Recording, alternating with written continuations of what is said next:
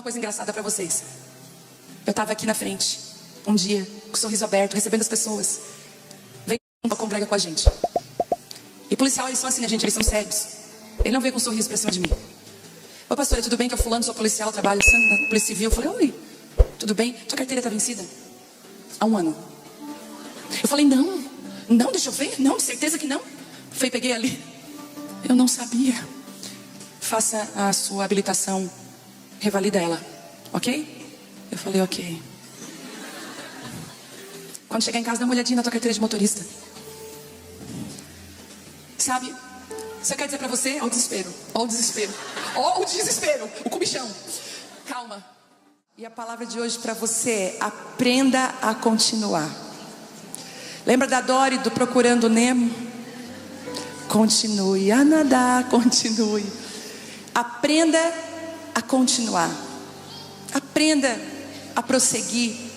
A gente precisa aprender. E eu posso dizer para você que no meio do processo árduo de dor da minha vida, dos quebra-quebra de Deus, eu aprendi a continuar. Como é que a gente permanece no dia difícil? Como? Como que a gente permanece sem ver resultado? Já tentou fazer uma dieta e não veio resultado nenhum? Como permanecer? Ou você já orou por alguém, fez jejum por alguém, parece que piorou o negócio? Como continuar se a gente não vê resultado? Como permanecer quando o ânimo inicial nos deixou? Como é permanecer quando a gente já não tem mais vontade de ficar? Como é permanecer quando a dor é o que sobrou? Como é permanecer quando a mesmice chega e não deixa mais perspectiva? Aí você corta o cabelo, muda a cor do cabelo, porque não resolve. Como permanecer quando o cansaço assola a alma e nem mais as noites dormidas conseguem trazer o descanso que a gente está procurando? Eu quero te lembrar que Deus trabalha no turno da noite. Eu quero te lembrar que nós servimos a um Deus que ama trabalhar no turno da noite. Eu gosto de uma canção que diz assim: aos seus amados dá enquanto dormem, aos seus amados Ele dá. Esse é um versículo bíblico que diz que o Senhor aos seus amados dá enquanto dormem. Isso significa: Deus trabalha no turno da noite. E mais do que isso, Deus trabalha nas nossas noites. Existem momentos da nossa vida que são noites. É por isso que quando fala das 10 virgens, as 5 prudentes e as 5 loucas, quando você diz ali que chegou a meia-noite, chegou o tempo escuro, é que vai chegar um tempo escuro para nós como igreja. E cada uma de nós vai ter os vales da nossa vida, os lugares escuros. Mas nesses lugares escuros, como nós cantamos, ainda que nós não estejamos vendo, o Senhor está trabalhando. Quero te abençoar com essa palavra. E eu queria dizer para você que começar é fácil, mas terminar é difícil. Muitas de nós aqui tem vários cursos começados, vários projetos no início, vários livros com a orelha dobrada, várias coisas que nós começamos, inclusive até coisas que compramos que precisam ir fora porque passaram da validade. Tem pessoas aqui que mandaram fazer vitamina, suplementação, ela tem que ir para o lixo que já venceu. Sabe, eu posso te dizer uma coisa: não adianta ter a prescrição médica na mão se você não se submete ao tratamento. Não adianta você saber do que você está sofrendo, qual o seu diagnóstico, se você não se submete à cura. Às vezes a gente até acha que os médicos exageram, não é? Ai, não precisa tudo isso. Precisa. E como pastores, muitas vezes eu vejo isso, a gente diagnosticando, a gente dando o remédio e a pessoa não toma. Então, começar é muito fácil, a gente se empolga. E vou falar num assunto aqui também que me pega também, não vou fugir. Quantas academias pagam meses, está lá um fantasma nos aparelhos fazendo sozinho. Está pago, não é? Está pago. É assim, gente, também apanhei nessa. Começar é muito fácil, o difícil é terminar. É por isso que Eclesiastes 7:8 diz assim, ó: terminar algo é melhor que começar, e a paciência é muito melhor que o orgulho. Olha, a outra tradução diz assim: a conclusão dos assuntos é melhor do que o seu início, e a paciência vale sempre mais do que a arrogância. A outra tradução vai dizer: finalizar algo é melhor que começar, e ter paciência é melhor que se afobar e meter o pé pelas mãos. Bíblia é a mensagem. Quantas de nós afoba? Quem aqui, eu vou perguntar, é impulsiva? Levanta a mão bem alto, você tem medo. Nossa, Jesus tem misericórdia. Tudo isso? Impulsiva. Levanta a mão de novo, quero ver. Pode levantar a tua mãozinha. O impulsivo sempre tem que ter alguém segurando ele. Se o impulsivo levantou a mão, tem uma amiga do lado, é só olha para essa amiga, ela é sofredora. Ela está toda hora segurando. Calma, fulana. O pior é que ela, escuta, ela vai comprar briga, que nem é dela. Sabe aquele versículo que diz que não pegue um cão pela orelha, que você pode ser mordido? Sabe? Muitas vezes a gente vai defender as pessoas. O impulsivo, ele não consegue se controlar. Mas deixa eu te falar uma coisa, impulsivas, o poder do Espírito Santo é suficiente para te segurar. Ele segura a tua língua, em nome de Jesus. Ele segura os teus rompantes, a ira, o senso de justiça. Oh Jesus, pega ela. Mas quem aqui, quando vai botar um pé lá, o outro já está pegando fogo? Pode levantar a tua mão. Até para levantar a mão elas são demoradas, gente. E não admite ainda. Não, mas meu Deus, que o Espírito Santo te faça uma mulher de coragem e ousadia. Eu sempre digo, eu tenho 2 filhas, uma eu tenho que segurar, dizer assim, ó, calma, não é tua hora, já senta aqui. E a outra eu tenho que, vai, em nome de Jesus, vai, Deus te chamou, Ele fez. Só falta eu entrar na cabeça dela. O Senhor é a mesma coisa, Ele tem filhas que Ele tem que segurar. E tem filhos que a gente tem que impulsionar. Mas todas nós, sendo impulsivas ou não, nós sofremos com isso. Nós temos dificuldade de concluir aquilo que começamos. Todas nós. E nós estamos também vivendo, é tão difícil, porque nós estamos vivendo um tempo, uma geração, que a gente celebra muitos começos. Eu mesma, eu celebro muitos inícios. Eu amo começar coisas. Eu acho maravilhoso, né? Lugares novos, eu gosto disso. Eu gosto, hoje mesmo aqui, nessa noite, enquanto nós estávamos adorando, eu via muitos novos começos aqui de vida. Sabe, Deus mudando drasticamente vidas aqui hoje, mudando famílias. Eu penso, meu Deus, está acontecendo hoje, daqui uns 6 meses, essa mulher vai estar aqui na frente me contando o que Deus fez naquele dia. Então, é lindo o começo, mas o Senhor está falando assim, olha, eu tenho prazer em ver a obra terminar. Eu tenho prazer de ver a conclusão. E os olhos do Senhor estão sobre aqueles que permanecem. Existem frutos que você só desfruta na perseverança. Não adianta você tentar desfrutar de um fruto em outro momento. É perseverança. Por exemplo, a maioria de nós mulheres tem dificuldade de ganhar músculo, porque o hormônio feminino, né, ele tem mais facilidade de ganhar gordura do que um músculo. Mas é possível, gente. Eu conheci uma mulher de 80 anos musculosa. Eu falei, misericórdia, Jesus, não há mais desculpas. Sabe quando você vê uma situação e você pensa, agora acabou com a minha desculpa. E Mas por quê? Porque ela está colhendo um fruto de uma perseverança. Então existem alguns frutos na nossa vida que a gente não colhe, porque a gente não persevera, a gente desiste antes do tempo. Quer ver uma situação? Uma das coisas que a gente mais luta: preguiça espiritual. Não é só preguiça de ir para academia, não é só essa preguiça, mas eu digo a preguiça de buscar a Deus.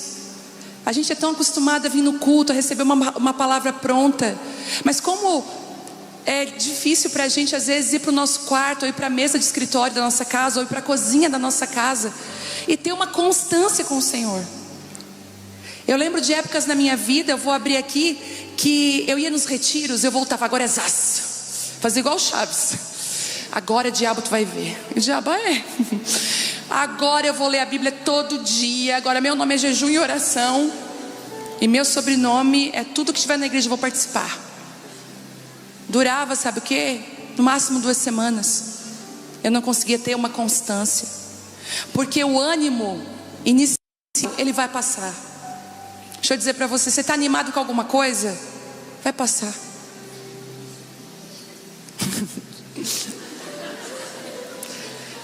Um emprego novo, um relacionamento novo, um projeto novo. Talvez hoje chegou as suas vitaminas, você já contou lá, comprou até um potinho, 7 de cada.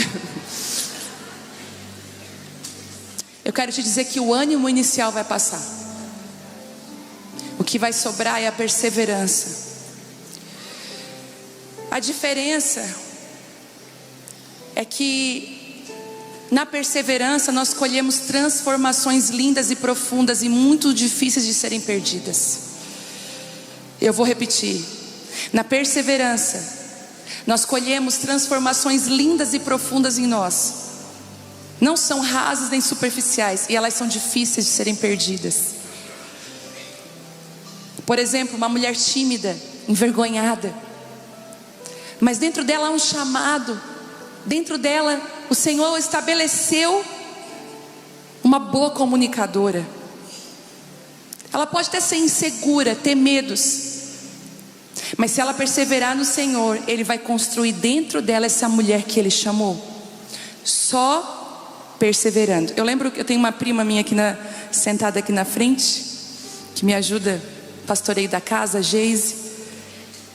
E uma das coisas que nós fazíamos quando nós éramos crianças, que meu avô brigava muito com a gente depois no final do domingo, era que nós construíamos casinhas. Então nós pegávamos tijolo com argamassa, mas na nossa cabeça nós começávamos aquela casa, nós íamos terminar uma casa num domingo. Nós tínhamos o quê? 6 anos, 5 anos. E eu lembro que o meu avô, na hora que o pai da gente ia buscar, o meu avô sempre dizia: ei, vocês não vão juntar esses tijolos. Tinham 4, 5 tijolos. 4, 5 tijolos não é uma casa.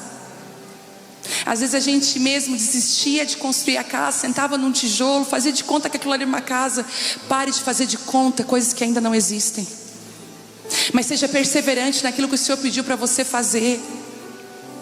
Seja perseverante. Bom, até as maiores e mais significativas mudanças não se deram rápido. Até mesmo a expressão que nós usamos assim, do dia para a noite, se você for parar para pensar, não dá para saber exatamente quando fica a noite. Já parou para perceber? De repente a noite cai. Mas não é de repente fica a noite, é um trabalho de 24 horas. E eu quero deixar para você isso hoje. Talvez o Senhor está nos convidando a uma maturidade e nos dando uma palavra: persevere. Mas antes de continuar, eu quero colocar um ponto muito importante aqui. Até o pastor Fabianinho, quando ele ministra aqui, o Fabiano, ele fala sobre isso, e eu gosto disso. Que antes de você se comprometer a perseverar por algo, e a não desistir de algo, e perseguir algo, você precisa se certificar que o Senhor te chamou para isso, e isso é vontade de Deus para a sua vida. Porque perseverar no lugar errado vai trazer muito prejuízo. Então você precisa certificar que você está no caminho certo, que você está tomando a decisão certa. Como que você chega nessa conclusão? O Telmo tem uma ministração que são os 3 faróis. Se você ainda não assistiu, vai lá no YouTube, Como Tomar Decisões, está lá no canal da Aba. E ele ensina como que lá em casa a gente toma decisões com os 3 faróis, alinhando essas 3 decisões, que é a palavra de Deus, conselho e paz no coração. A gente está na palavra, não é nada contra a palavra de Deus, passou. Conselhos. Tenha ao seu lado pessoas que são conselheiras fiéis. Quando eu digo fiéis, não é aquelas que fazem tudo o que você quer, né? O teu brinquedo, que tem amiga que não é amiga, é um brinquedo na mão da outra. Ela faz o que quer, manipula. Não estou falando disso. Eu estou falando de gente que tem autoridade para falar para a gente assim, ó, tá errado. Inclusive eu vou passar por uma situação, uma pessoa que está muito acima de mim, e o Senhor me deu uma palavra, e eu amo tanto essa pessoa, e eu fiquei muito constrangida. Eu falei, Deus, como que eu vou entregar essa palavra? Mas o Senhor falou comigo, você precisa ser leal a ela. Mas eu pensei, se ela não entender essa palavra, mas você precisa ser leal a ela. Fale. E o Senhor ainda me disse, esteja disposto, quem sabe, disposta a perder essa amizade, mas não perder a sua integridade, a sua verdade. Então que você tenha bons conselheiros na sua vida, pessoas que não são empolgadas, pessoas verdadeiras, que olham todos os lados, que te ajudam, que amam a tua família, a tua casa. Nós precisamos entender que as nossas constâncias, elas nos levam para lugares que nós desejamos pisar, mas só desejamos e não pisamos porque nós não tomamos atitude. Só que eu tenho uma notícia boa para falar para você. O Senhor colocou um remédio nas Escrituras que cura toda inconstância, que cura toda procrastinação, que cura toda falta de ânimo. Eu descobri que Ele faz isso. Bom, para as nossas inconstâncias, Deus preparou um remédio. Procrastinação, preguiça, falta de constância e perseverança tem sido a marca da nossa geração. A gente vê pelos relacionamentos, é mais fácil separar, é mais fácil abandonar.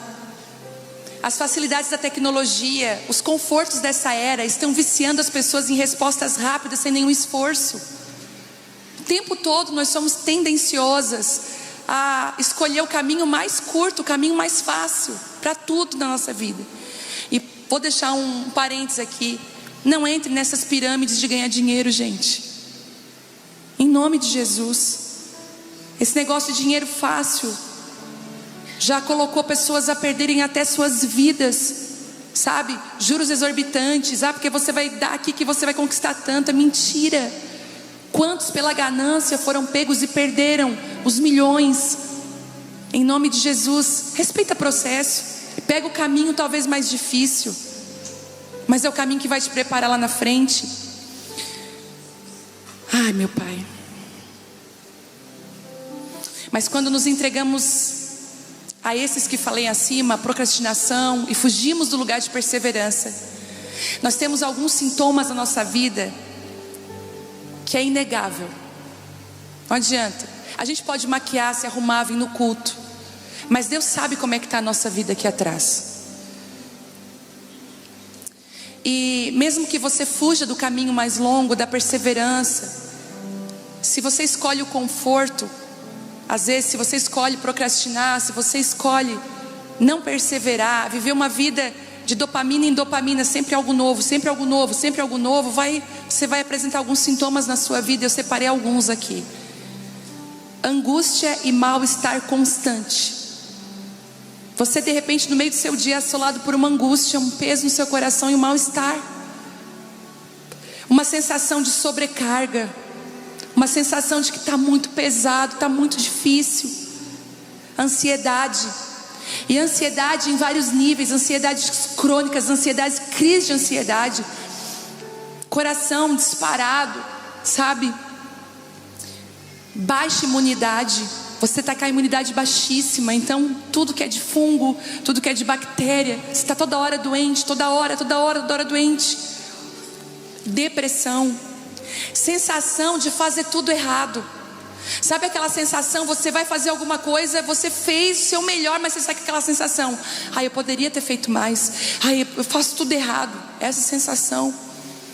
Projetos inacabados, tudo pela metade, não conclui nada.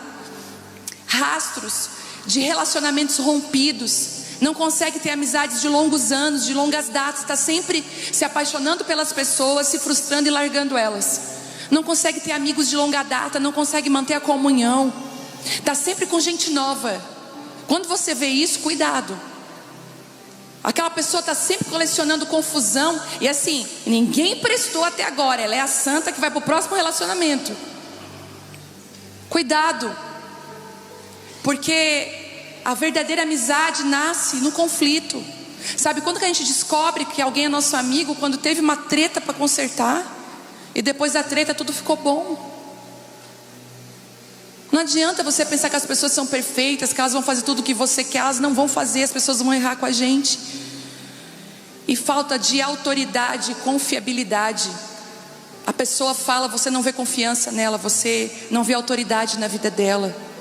Ela fala assim, vou lá, tá? Todo mundo já sabe, ela não vai. Ela está numa mesa falando, porque eu vou fazer isso. Aí tu olha assim, ela não vai fazer. As pessoas já nem têm mais essa confiança em ver em você, porque você fala demais, mas age pouco. Jesus, me amem. Eu também estou apanhando. Efésios 5,15 vai dizer assim para a gente, portanto, sejam cuidadosos do seu modo de vida. Não vivam como insensatos, mas como sábios, aproveitando o máximo todas as oportunidades nesses dias maus. Não ajam de forma impensada, mas procurem entender a vontade do Senhor. Não se embriaguem com vinho, pois ele os levará ao descontrole. Em vez disso, sejam cheios do Espírito. Uau! Aproveitando cada oportunidade que se abre à frente. Eu não vou pedir para levantar a mão, não quero expor ninguém, mas quantas de nós perdemos grandes oportunidades porque não estávamos preparadas, fomos desobedientes, não soubemos aproveitar. Por exemplo, agora, deixa eu falar algo para vocês que está prestes a acontecer, mas eu posso liberar porque a gente já quase fechou o lugar. Nós vamos ter uma conferência de mulheres Abapai, chamada A Tenda, porque a tenda se movimenta. E nós vamos fazer, eu acredito que a primeira vai ser em Portugal. E é tão de Deus isso, porque a origem do Brasil, né? E quantas pessoas que têm um chamado, mas não tem nenhum passaporte. Tá assim, eu vou, tem passaporte? A carteira de identidade precisa ser validada, que está lá, A carteira de motorista já venceu e não foi ainda fazer. Deixa eu contar uma coisa engraçada para vocês. Eu estava aqui na frente um dia, com o sorriso aberto, recebendo as pessoas. Veio um congrega com a gente. E policial, eles são assim, né, gente? Eles são sérios. Ele não veio com um sorriso para cima de mim. Oi, pastora, tudo bem? Que é o fulano, sou policial, trabalho na Polícia Civil. Eu falei, oi, tudo bem? Tua carteira está vencida? Há 1 ano. Eu falei, não, deixa eu ver. Não, de certeza que não. Peguei ali. Eu não sabia. Faça a sua habilitação, revalida ela, ok? Eu falei, ok. Quando chegar em casa, dá uma olhadinha na tua carteira de motorista. Sabe, só quero dizer para você, ó o desespero, ó o desespero, ó o desespero, o comichão. Calma, deixa eu falar uma coisa para você. Aproveite as oportunidades. Seja sábia. Posso falar uma coisa? Posso falar? Vai tirar teu passaporte. Quero você lá comigo em Portugal, em nome de Jesus. Vai dar Criciúma em Portugal a todo peso. Você crê que Deus pode dar tudo o que você precisa para estar lá? Amém? Recebe aí em nome de Jesus.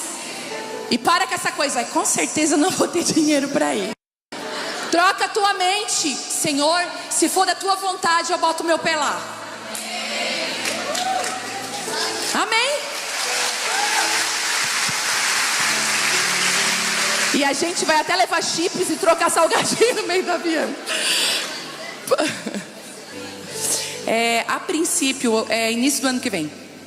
Início do ano que vem. Um lugar lindo, gente, maravilhoso. Tomara que dê certo. O pessoal da Abaon tá faceiro. Vamos lá. Mas agora nós falamos só da doença. Vamos falar do remédio? Amém? Abre João 15 aí comigo. Agora vai descer remédio aqui. Porque é a esperança. Mas que uma reunião dessa faz o Detran encher amanhã, faz. Faz. Vamos lá. A videira e o ramo. Eu sou a videira, João 15 diz assim: eu sou a videira verdadeira e meu pai é o agricultor. Quem que é a videira? Jesus. Uma coisa mais linda. Ele diz assim: eu sou uma videira.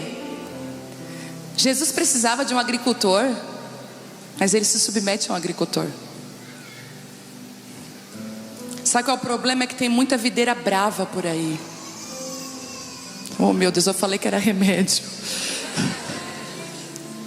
A videira brava, ela dá uva amarga, e uva bem mirrada, bem pequenininha. Todo ramo que estando em mim, que não dá fruto, ele corta. E todo que dá fruto, ele poda, para que dê mais frutos ainda. Mas vocês já estão limpos pela palavra que lhes tenho falado. Permaneçam em mim e eu permanecerei em vocês. Nenhum ramo pode dar fruto por si mesmo, se não permanecer na videira. Vocês também não podem dar fruto, se não permanecerem em mim. Eu sou a videira, vocês são os ramos. E se alguém permanecer em mim e eu nele, esse vai dar muito fruto. Pois sem mim, vocês não podem fazer coisa alguma. Sabe o que é coisa alguma? É um arroz, um feijão, fritar um bife, trocar uma fralda. Sem o Senhor nós não podemos fazer nada. E se alguém não permanece em mim, será como o ramo que é jogado fora e seca. Deixa eu te falar uma coisa. Às vezes espiritualmente nós estamos nos sentindo secas. Senhor, onde é que foi a paixão inicial? O ânimo inicial de te buscar. Senhor, eu me sinto tão seca espiritualmente. Com certeza que você parou de permanecer nele. Porque a Bíblia está dizendo aqui que quando você não permanece nele, você seca. E diz aqui que tais ramos são apanhados e lançados ao fogo e queimados. Mas se vocês permanecerem em mim e as minhas palavras permanecerem em vocês, pedirão o que quiserem e lhes será concedido. Você já viu aquelas pessoas que vivem uma vida com Deus, que o que ela fala é lei diante de Deus? Eu já vi pessoas assim. Impressionante a unção que elas carregavam quando elas andavam e a autoridade lá. Gente que diz assim, eu conheço pessoas que às vezes tem alguém na UTI e ela tem a capacidade de falar, diz assim: não vai morrer, em tantos dias vai sair da UTI. É gente que é ligado à videira. Você pergunta: mas isso é muito difícil. Gente, se você estiver ligado no Senhor, os teus sonhos não vão ser mais sonhos de barriga cheia. Ele te dá o sonho, Ele te dá a revelação.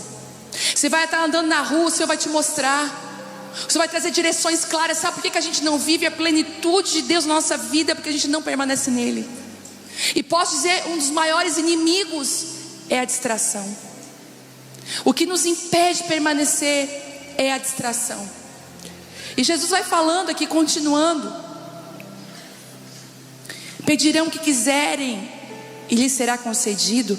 Meu Pai é glorificado pelo fato de vocês darem muito fruto, e assim vocês serão meus discípulos. Em João 15, nos primeiros 17 versículos, porque João 15 vai ter 27 versículos. Mas nos primeiros 17 versículos, eu contei, fala 12 vezes a palavra perseverar. E eu amo essa história de Jesus, dizer assim, ó, eu sou a videira e o meu pai é o agricultor. Posso te falar uma coisa? Não seja uma videira brava, que ninguém está cuidando de você. Se submeta ao cuidado. Aí talvez você que está mais amarga e talvez sofrendo mais, está dizendo assim, mas quem vai cuidar de mim? Eu sou só. Se aproxime. Chega perto de alguém. Seja humilde o suficiente para dizer assim, eu estou precisando de ajuda. Tenha um agricultor, o teu pai é teu agricultor. E todas as vezes que nós vemos o número 12 nas escrituras, não é numerologia não, tá gente? Mas o Senhor, através dos números, Ele nos deu menções e mensagens, códigos. Mas o número 12, todas as vezes que a gente for ler o número 12 nas escrituras, fala de governo. Então eram 12 tribos de Israel, eram 12 apóstolos, 12 discípulos, e fala de governo. E eu digo para você que uma mulher que permanece nele governa onde ela estiver. Ela pode ser a secretária doméstica, a empregada doméstica. Se ela está permanecendo no Senhor, a maior autoridade naquela casa é ela. Você pode trabalhar numa empresa e você ser o ajudante do ajudante do ajudante. No reino de Deus, no mundo espiritual, os anjos batem continência para você, porque você permanece na videira. Sua palavra é respaldada pelo céu. Uma pessoa que anda permanecendo, ela governa. Não demora muito tempo, ela está cuidando de algo, ela está liderando, porque é esse o fruto. E bem aqui nos primeiros versículos do tão conhecido João 15, temos o remédio que cura as maiores dores daqueles que estão cansados, com vontade de desistir e nunca alcançar uma vida plena com frutos reais e verdadeiros. Eu estou falando para gente que tem aquela sensação assim, ó, eu nunca alcanço. Parece que sempre tem uma coisa para atrapalhar, sempre tem alguma coisa. E eu quero que você se atente para o fato de que quando Jesus quis trazer uma palavra sobre permanecer, Ele usou a figura de uma videira. E Ele não só usou a figura de uma videira, como Ele se comparou a ela. E não somente Ele era uma videira, mas que existia um agricultor, alguém que cuidava da videira, alguém que cultivava ela. É como se Ele dissesse, a videira existe porque existe um agricultor que cuida dela. E eu descobri, porque aqui diz assim, ó, todo ramo que estando em mim, que não dá fruto, Ele corta. Deixa eu te falar uma coisa. Cuidado de você fingir que você está nele. Não finja. Porque para quem finge que está nele e não está, não existe poda, existe corte. E a Bíblia diz que ainda há esperança para a árvore cortada, que mesmo, acho que está em Jó isso, que ela caia no chão, ao cheiro das águas ela brotará. Mas quem é cortado da árvore vai precisar se submeter a um novo processo. Do galho cair na terra, chuva, raizinha de novo, você vai atrasar muito aquilo que Deus tinha para você. Entendeu? Então ser cortado, quando você está e você não está. Eu tenho temor disso. Porque resultado ministerial não é fruto. Essa reunião aqui não é o meu resultado ministerial. Olha quantos frutos eu tenho. Não. Fruto é quem eu sou lá na minha casa. Fruto é quem eu sou como esposa do Telmo e como mãe da Vitória e da Isabela. Você sabe como é que eu trato quando eu fico nervosa? Você sabe se lá eles colhem o fruto da paciência na minha vida?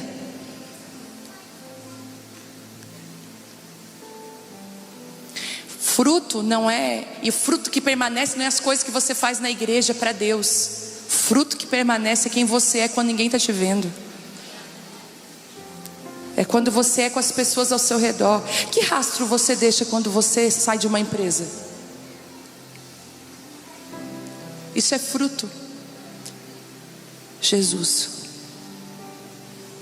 E eu descobri que aqueles que dão frutos, eles vão ser podados para dar mais frutos. E a poda é diferente do corte. Eu estava vendo que entrei na agricultura, gente. Como deu até vontade de se um dia eu tiver uma casa, em nome de Jesus, quero fazer uma treliça e uma videira. Eu descobri que a tesoura que faz a poda, ela precisa ser esterilizada, porque a videira, ela é muito frágil. Eu já sabia disso.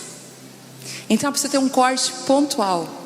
E eu fui estudar sobre a poda, as podas, e eu descobri que existem pelo menos 5 podas. E a primeira poda, olha que massa. A primeira poda é a poda da formação. O agricultor, que é o nosso pai, ele precisa podar aquela videira, e ele vai pensar assim: qual o tamanho que ela vai ter? Porque ela não pode ir muito longe, porque ela pode se embrenhar nos matos e perder a qualidade, o sabor. Ela também não pode ser muito alta, porque eu preciso que crianças alcancem, que pessoas aprendam com ela. Ela não pode ficar soberba. Então a primeira poda é a poda que nos forma, que estabelece o nosso tamanho, nossa medida. Eu lembro que eu fui numa igreja anos atrás, que eles têm 18 mil pessoas que congregam com eles. E o pastor dessa igreja ficou sabendo do que estava acontecendo aqui. Eu fui viajar para aquela cidade e eu consegui 1 hora com ele no escritório. E eu queria muito ouvir ele, porque nós tínhamos recém comprado esse lugar. E eu falei: eu quero conversar com uma pessoa que está na nossa frente, como que é os desafios de uma igreja grande. E conversando com ele, ele falou algo muito pontual para mim. Ele disse assim: quanto que você mede de altura? E eu falei 1,73. E ele falou assim, e tinha uma pessoa do meu lado, uma mulher: e você, quanto que você mede de altura? E ela era uma pastora de uma igreja naquela cidade. E ela disse: 1,64. Ok. E ele perguntou assim para mim: o que você fez para ter 1,73 de altura? Qual o segredo? Eu falei: não tem segredo, eu nasci assim. Eu até, na verdade, quando eu era pequena, eu queria ser mais baixinha. Eu era a primeira, né? Quando a gente ia fazer o 7 de setembro, eu era a primeira. Eu dizia: Deus, me tira desse lugar, né?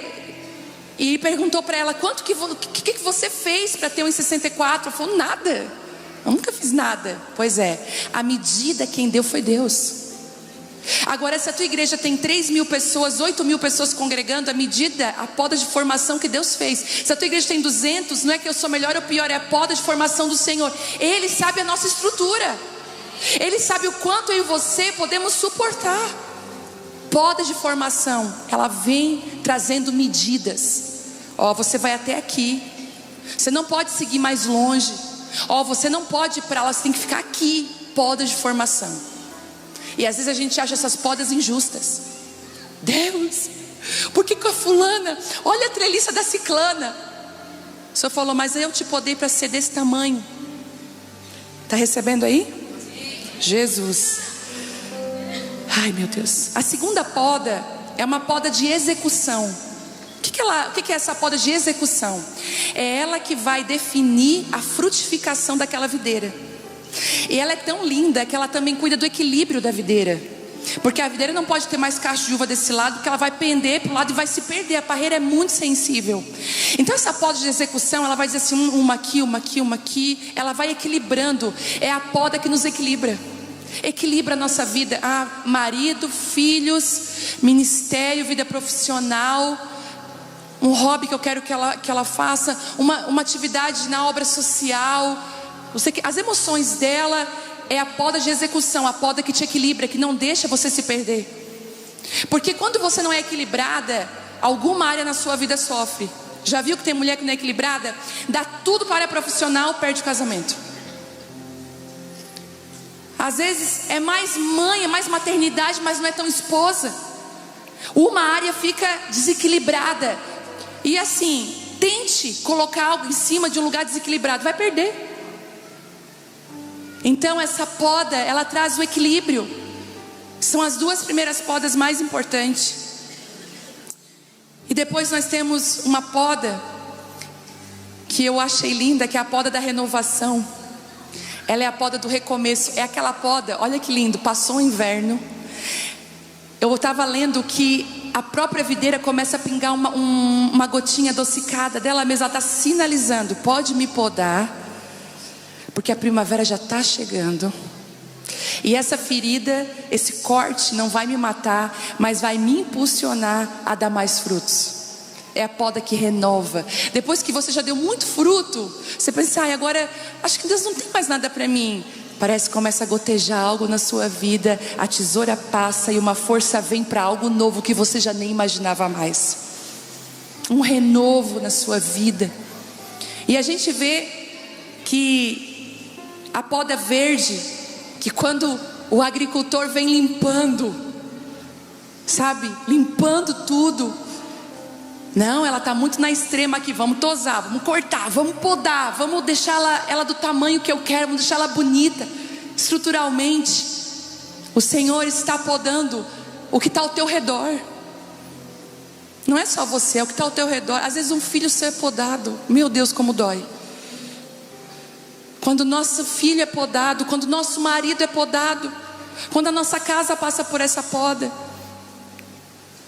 E teria mais outras aqui, mas eu me atentei nessa. E ele disse assim: vocês já estão limpos pela palavra, agora permanece. O que o Senhor está querendo dizer? A palavra é gente para te limpar. Para de dar desculpa que tu é uma pecadora. Nós somos pecadores. Tem gente que às vezes me chama ali: ai pastor, isso aqui que é? Eu não sou digna. Eu falei: querida, tu nunca vai ser digno, nós nunca seremos. Foi por isso que ele morreu na cruz, por mim, por você. O sangue dele é que derrama sobre nós e nos faz digno. É ele, e só tem um digno. Ele é digno. A palavra de Deus para nós hoje é: permaneça.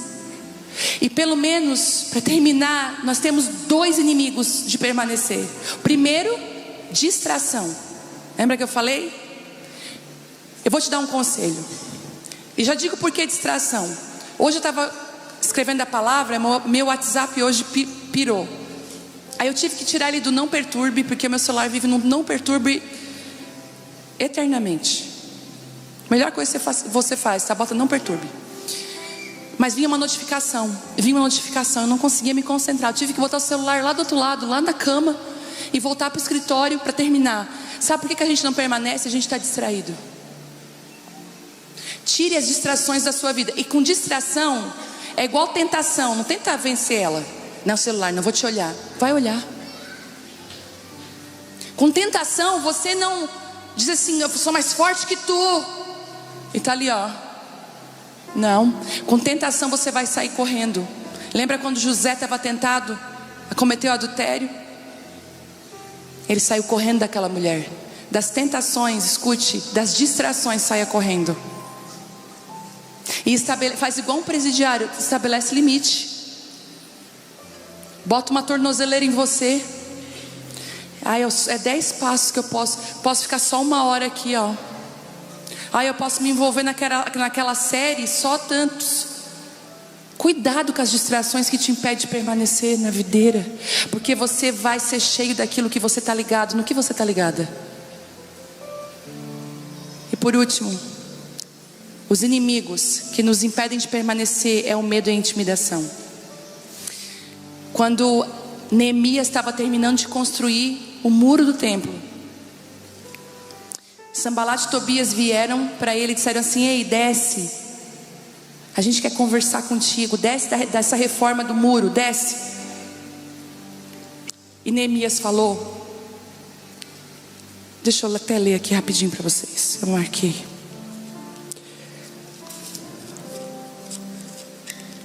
Está lá em Neemias 6, que diz assim: quando Sanbalat e Tobias, Gesem, o árabe, e o restante dos nossos inimigos souberam que eu havia reconstruído o muro e que não havia ficado nenhuma brecha, embora até então eu ainda não tivesse colocado as portas nos seus lugares, Sanbalat e Gesem mandaram-me a seguinte mensagem: venha, vamos nos encontrar num dos povoados na planície de Ono.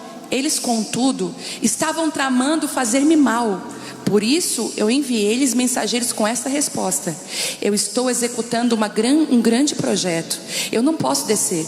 Por que parar a obra para ir encontrar-me com vocês? Eles me mandaram 4 vezes a mesma mensagem, e todas as vezes lhe dei a mesma resposta.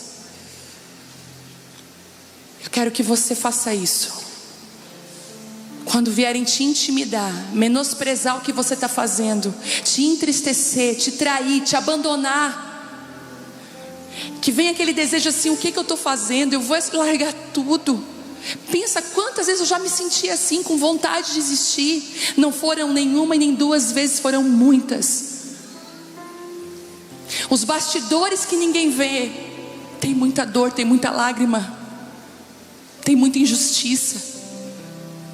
E eu lembro que no meio das facadas, no meio das dores, o Senhor falava assim para mim: não desça do teu muro para responder a ninguém. Continue edificando, continue fazendo o que eu te chamei para fazer.